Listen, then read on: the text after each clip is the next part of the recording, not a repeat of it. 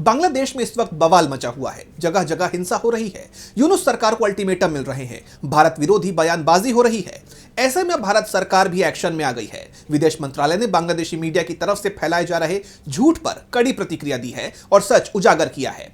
तो बांग्लादेश की घटना पर क्यों भड़का विदेश मंत्रालय, आइए देखते हैं इस रिपोर्ट में। बांग्लादेश हिंसा के दौर से गुजर रहा है। आए दिन जगह जगह तोड़फोड़ और आगजनी देखी जा रही है और इन सब के बीच भारत के खिलाफ भी जमकर नारेबाजी हो रही है।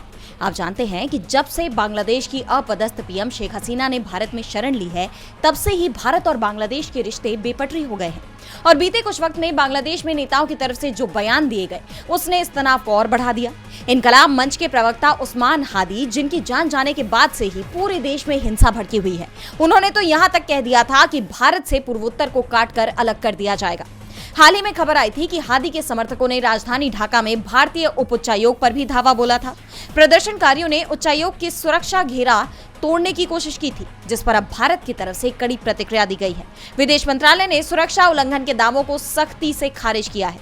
विदेश मंत्रालय ने कहा कि हमने बांग्लादेशी मीडिया के कुछ वर्गों में इस घटना को लेकर भ्रामक प्रचार देखा है। सच्चाई ये है कि प्रदर्शनकारियों ने किसी भी तरह उच्चायोग की सुरक्षा को खतरे में नहीं डाला था और न ही बैरिकेड को तोड़ा। मौके पर तैनात पुलिस ने कुछ ही मिनटों में समूह को तीतर-बितर कर दिया। बांग्लादेशी मीडिया में जो भी दिखाया जा रहा है, वो सब भ्रामक प्रचार है। भारत वियना कन्वेंशन के तहत अपने क्षेत्र में विदेशी मिशनों या चौकियों की सुरक्षा सुनिश्चित करने के लिए प्रतिबद्ध है। इसके साथ ही भारत ने बांग्लादेश में अल्पसंख्यकों पर हो रहे हमलों को लेकर भी गहरी चिंता जताई है।